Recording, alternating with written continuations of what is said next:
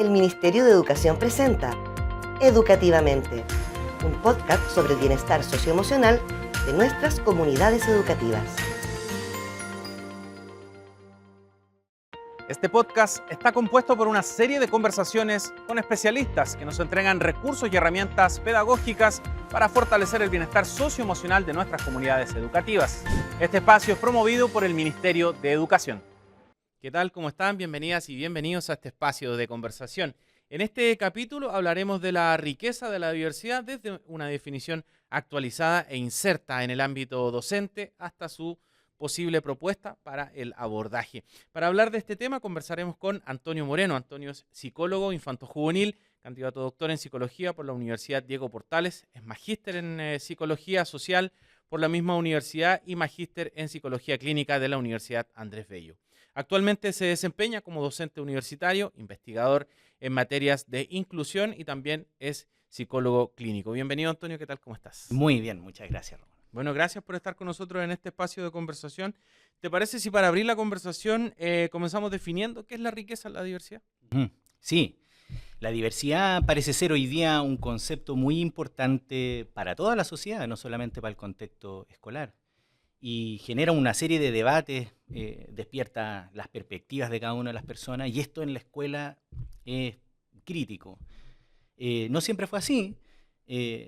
Para poder incluir a las personas con sus diferencias, en otros países, en Occidente al menos, nos hemos pasado décadas tratando de organizar un sistema educativo que acoja todas las diferencias. Hoy día parece que cuando hablamos de diversidad, parece que también nos centramos en la escuela sobre los problemas que tienen los niños y sus diagnósticos, que desde finales de los años 70 llamamos en forma específica necesidades educativas especiales. Pero parece que desde ahí en adelante la discusión es más amplia. Parece ser que más allá de los diagnósticos hay otras cosas, otras diferencias que están en la escuela, que hoy día se viven los apoderados, los adultos, digamos, lo viven también con cierta dificultad, los profesores también, y nos hemos reunido de alguna manera en torno a esas preguntas. ¿Qué hacer con tanta diferencia? Son diferencias más allá de si los niños tienen o no diagnóstico, son diferencias culturales, diferencias cognitivas, diferencias emocionales. Puede ser que alguno tenga diagnóstico o no, pero bueno, en este momento estamos en ese debate, en un momento, pienso yo, para terminar esa idea inicial, como germinativo, digamos, o sea, estamos tratando de pensar la mejor forma de convivir en la diversidad, y no hay recetas muy claras, es más bien un debate y un momento de formulación, así que también es muy desafiante para todos, digamos. Claro que sí. Y a propósito de que es tan desafiante, ¿cómo pudiera una comunidad educativa ir abordando la diversidad? Bueno, ahí hay una primera como idea que surge, que es muy difícil de implementar, pero nos surge a todos la idea también de aumentar el diálogo o de democratizar el espacio escolar, de ir construyendo modelos de gestión distintos para gestionar los aprendizajes y para los medios de enseñanza, etcétera. Y parece ser una declaración más bien moral, muy importante, por supuesto, como un compromiso que tenemos de integrar a todos y todas, etcétera, en sus distintas perspectivas. Pero como se ha hablado también en otros espacios de estos podcasts, de estas conversaciones, de la declaración a los instrumentos, las prácticas, las guías, hay un abismo, hay una brecha.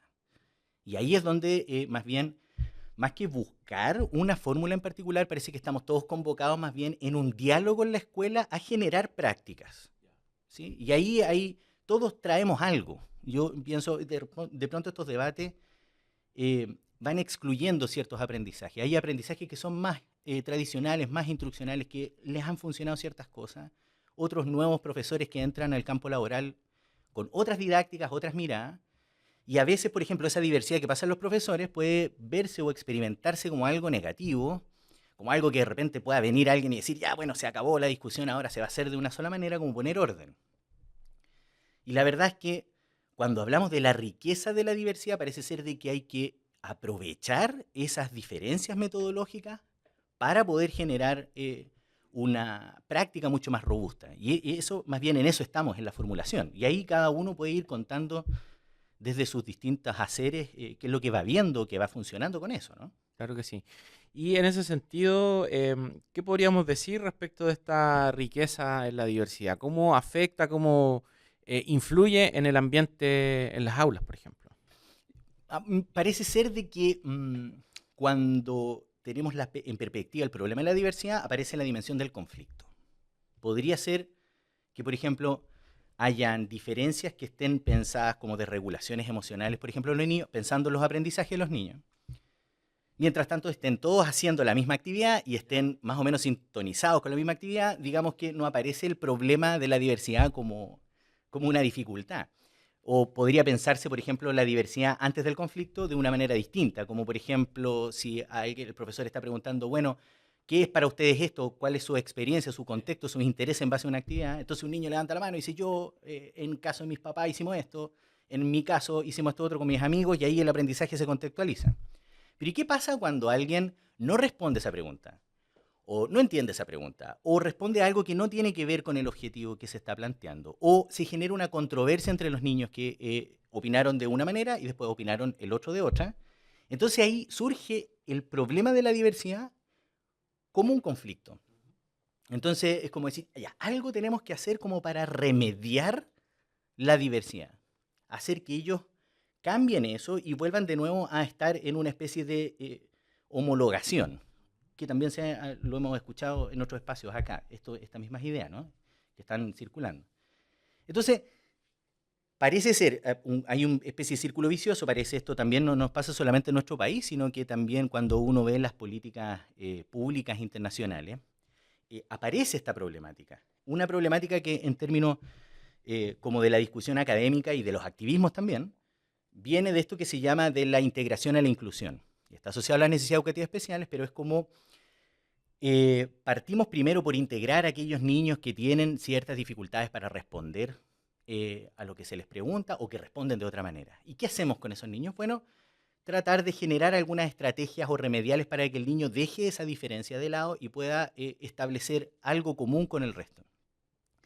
Pero volviendo a esta idea que decía, desde las discusiones en otros marcos legislativos, donde no hubo esta como reforma profunda en dictadura neoliberal, digamos, donde pasaron otros procesos políticos, más bien parecía ser no tan efectivo ir uno a uno, porque es mucha la complejidad. Esos niños responden en sus aprendizajes de maneras muy complejas, aprenden otras cosas también. Entonces, parece ser de que lo que hay que hacer es más bien generar marcos inclusivos que implique enseñar desde esas diferencias más que tratar de quitar esas diferencias. No es tan fácil, porque se necesitan ciertos aprendizajes para hacer funcionar la sociedad en distintos ámbitos, digamos. Entonces, claramente es una paradoja, no es tan sencillo. Pero la idea es tratar de transitar hacia que esa diferencia, más que eliminarla, sino que permanezcan esas diferencias en la sala de clase, y que desde ahí se generen aprendizajes significativos donde cada uno tiene una expertise distinta o tiene una perspectiva distinta, una perspectiva cultural, una perspectiva emocional distinta, cognitiva también. Los profesores en ese sentido, no solamente el profesor que hace clases solo, sino que más bien la propuesta pedagógica grupal, institucional de una escuela debería estar monitoreando y trabajando en esas diferencias, haciendo remediales individuales cuando sea necesario, claro, pero cambiando un poco el objetivo. A nosotros nos ha costado mucho esto. Es que cuesta mucho, Antonio, porque si tú te pones a pensar en que planteas que hay ciertos elementos que tienen que pasarse sí o sí, ciertos conocimientos para que funcione la sociedad, entonces se generan muchas complejidades para un docente, por ejemplo, para equilibrar, ¿cierto?, la diversidad, el currículum y otras variables que pueden haber también en disputa en su propio ejercicio de su rol docente, ¿no? Sí. Aquí, bueno, efectivamente aquí tenemos una dificultad. Me pensé, ahora Estoy que metiendo más ingredientes al... Sí, claro, no, es que yo pienso que un poco lo que estamos haciendo es recrear un poco esto. Hay que ir también a la práctica, pero hay que recrear la complejidad, no se resuelve con una sola perspectiva. Pensaba, por ejemplo, escuchándote, pensaba de que en Alemania, por ejemplo, desde los primeros cursos básicos, los profesores hacen en la escuela pública, hacen un perfil de los niños, van bastante más allá de lo que nosotros podríamos hacer en ese sentido, en donde hablan con el apoderado y le dicen, por ejemplo, si tú tienes un niño de segundo básico, por decir, dice, mira, tu hijo está en el rango bajo, por lo tanto debería ir a un colegio determinado. Si tú quieres, puedes ir al colegio que tú quieras, pero nosotros estamos viendo de que en realidad tu hijo va a tener este tipo de educación para que le vaya bien. O sea, hay una segregación importante. Ahora, uno queda un poco escandalizado con eso, ¿no? Porque es como decir, pero quien define el techo de aprendizaje de un niño y la vida de un niño, sí, efectivamente, yo estoy de acuerdo con eso. Y la verdad, yo también cuando lo escuché o cuando lo vi, abrí los ojos Era un igual. poco chocante, ¿no? Ahora, posiblemente hay otras condiciones sociales también, donde lo académico, ir a la universidad, es súper distinto en ese contexto que en el contexto nuestro, que hemos construido un país muy desigual, en donde en realidad si tú empiezas a segregar de esa manera, esos niños que tienen distintas diferencias, insisto, o sea, puede ser desde como se llama en neurodiversidad hoy día, el déficit atencional o tener como problemas para estudiar, pero también niños que tienen una conducta, difíciles procesos de adaptación si vienen de otros países, que no aprenden bien, porque emocionalmente ya sabemos de que no están preparados esos niños para estudiar, porque están en una crisis, ¿sí? O que son buenos para otras cosas, bueno, y que quizás todavía no han aprendido lo que requerirían aprender.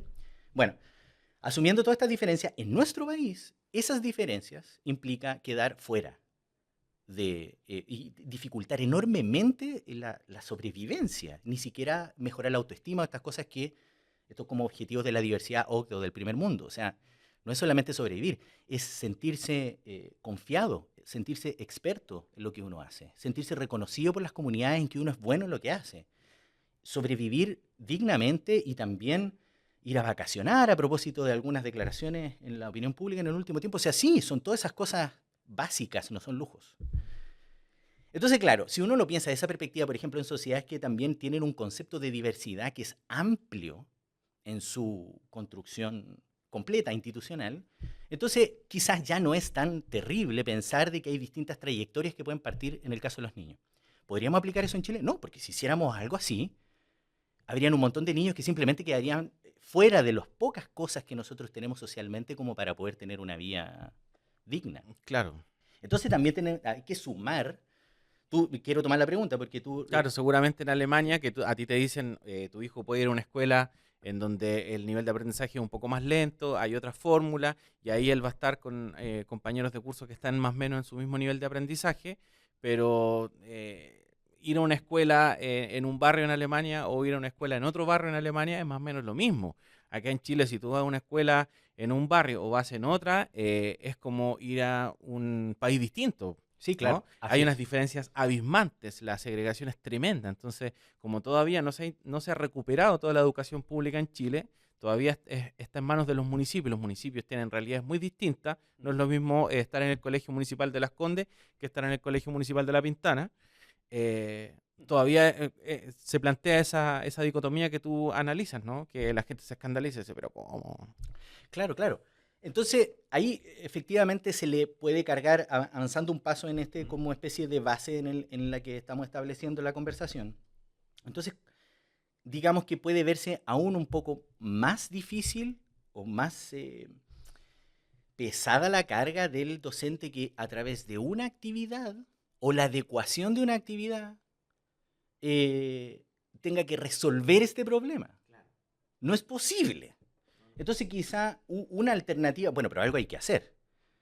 Y en el papel en como nosotros debemos trabajar la diversidad, entonces parece ser que la convocatoria es a nivel de la comunidad de aprendizaje, o sea, la comunidad que aprende con sus todas comunidades culturales que giran en torno a esa escuela para poder relegitimar el rol, que es una de las preocupaciones también que tiene el profesor, el docente o el papel formador también de equipos multidisciplinarios hoy día en la escuela.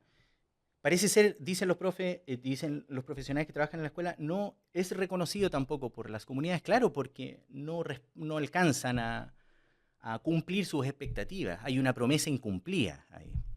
Entonces, bueno, hay que relegitimar el rol entonces y ver qué es lo que se puede hacer entonces en la escuela con esas diferencias.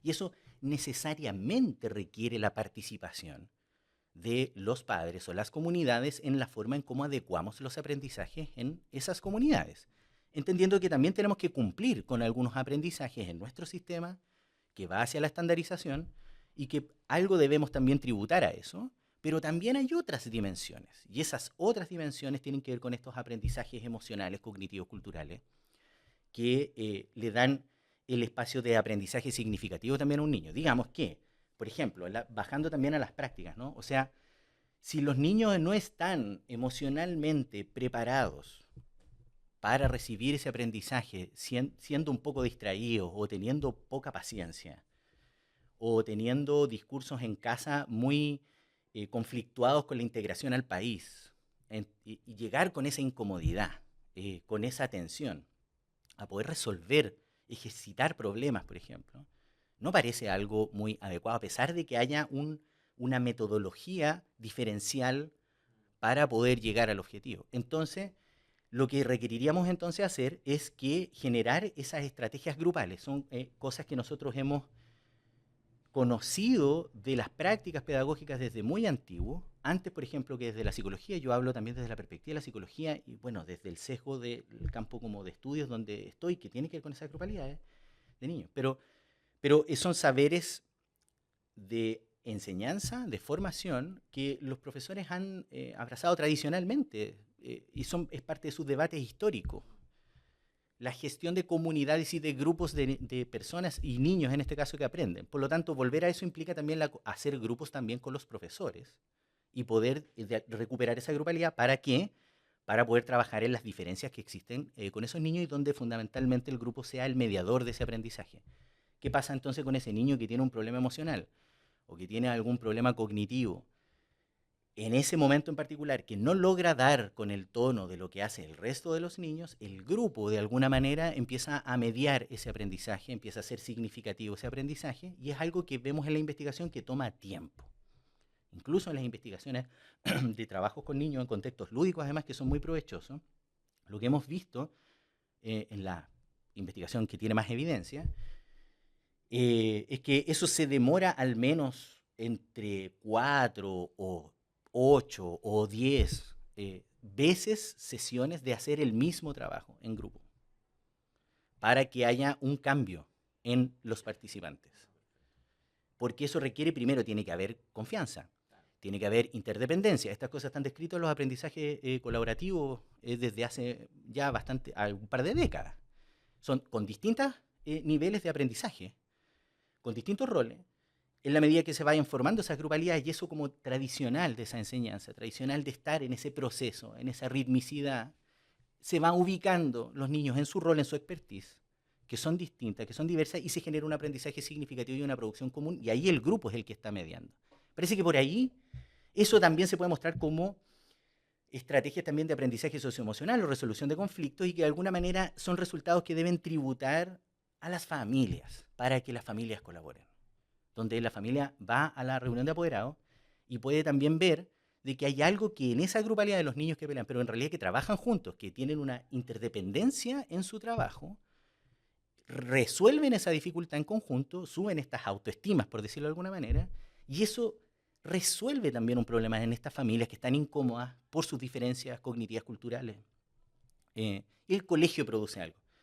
De aquí a que esas producciones de las comunidades impacte en la transformación del país, bueno, y que el país sea diverso, bueno, sería fantástico, pero en realidad estamos en una situación donde no podemos esperar también de que el marco general se transforme el día de mañana, digamos. Pero sí las comunidades se pueden transformar, claro. Antonio, cuando tú planteas estos trabajos, por ejemplo, ¿no? Cuando planteas este tipo de actividades, ¿qué otras cosas puede hacer una comunidad educativa para trabajar la riqueza de la diversidad? Sí. Ahora que tú lo dices, también pensaba en claro, uno podría decir, ¿qué hacen las escuelas hoy día? Bueno, están los programas de integración, hay otros programas financiados a través de los planes de mejora, no sé, que van en un sentido más amplio de otras integraciones.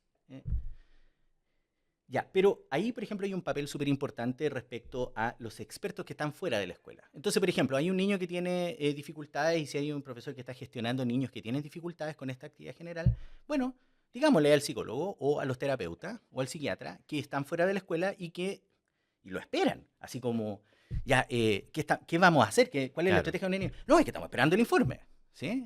Entonces, así como esperar, hermano, siento así como... que yo creo que tiene que ver con otros temas que vamos a conversar después, que es como difícil aferrarse a cierta esperanza, ¿no? Es como decir, ya, bueno, va a llegar la ilusión de que va a llegar un informe. Y eso nos va a dar las soluciones. Y que eso va a decir algo que primero va a confirmar de que realmente el niño tiene una dificultad, no era que yo esté fallando, porque además las responsabilidades son siempre individuales, muy contraproducentes, ¿no?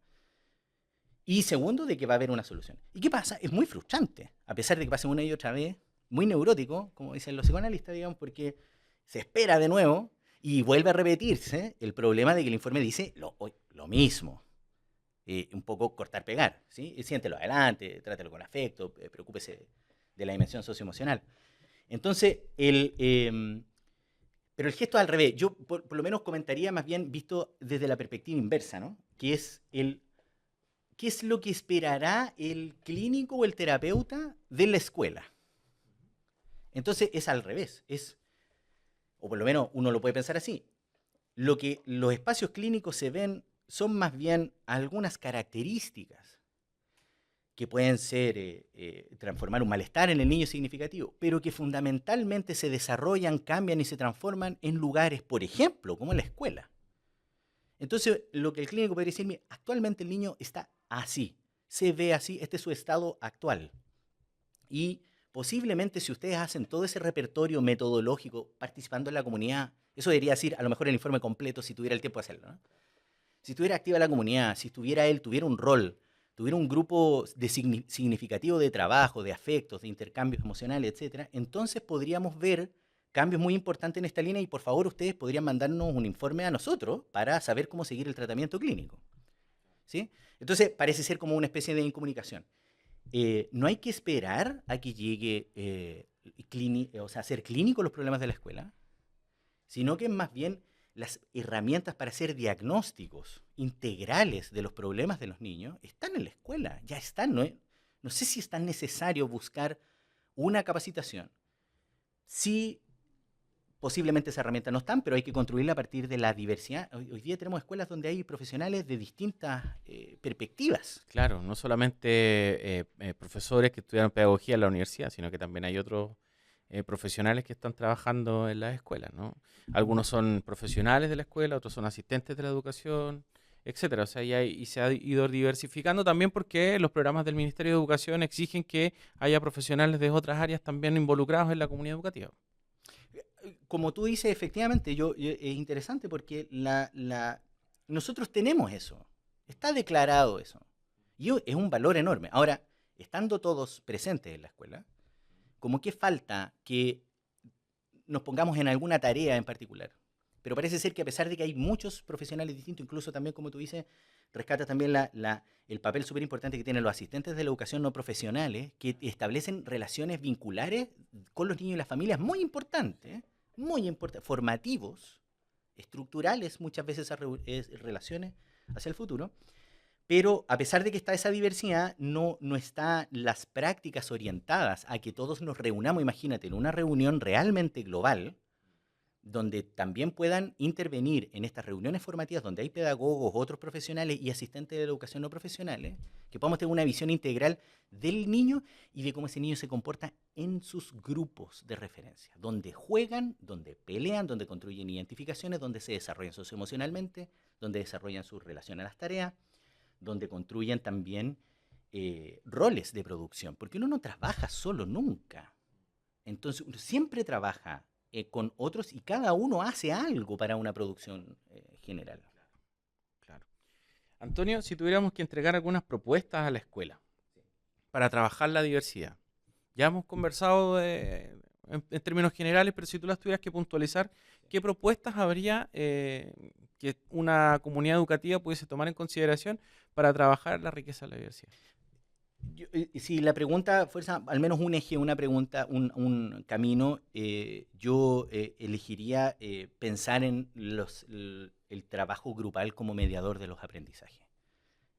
Se entiende que el papel principal de mediación es del profesor, pero esos grupos de referencia de los niños pueden de alguna manera, en su conformación, en su interdependencia, en su colaboración, aunque hayan niños que aprendan de maneras diferentes, con el tiempo, tomar que la producción del grupo, el aprendizaje del grupo, sean insumos que nosotros podamos también evaluar, ¿sí? No es lo mismo que hacer trabajos individuales de todas las personas que pueden estar acá. Entonces decimos, ya, vamos a hacer un trabajo en grupo en donde cada uno va a hacer no sé qué. Claro. Entonces, claro, lo podemos comentar después y hacemos una actividad grupal, pero en realidad es un trabajo individual. Incluso pasa que a veces te piden un trabajo grupal, O tú pides un trabajo grupal a los niños y entonces los niños lo dividen en 4 el trabajo. Claro. Y cada uno hace una parte específica. Exacto. Que no se comunica ni se relaciona con la parte... Yo hago la parte 1, pero no tengo idea qué pasa en la parte 2 o 3. No tengo idea. Y el que hace la parte 4 ni siquiera se parece a la parte 1. Entonces, y después se pegotea eso. Eso no genera un trabajo en grupo finalmente, ¿no? Y lo que tú dices, y después tú lo ves en la presentación. Claro. Decimos, ya, te toca a ti. Te toca a ti. Bueno, Incluso con letras distintas. no, y además eso mismo, dramáticamente, también se ve en la universidad. Se ve en la universidad y se ve en otros espacios también de aprendizaje. Y incluso en los espacios laborales. Pero entonces, claro, porque eso precisamente hay una manera muy individualista de entender. Por ejemplo, en ese trabajo en grupo, entonces solo un minuto en esa como referencia práctica que tú traes, de construir un texto en conjunto. Claro.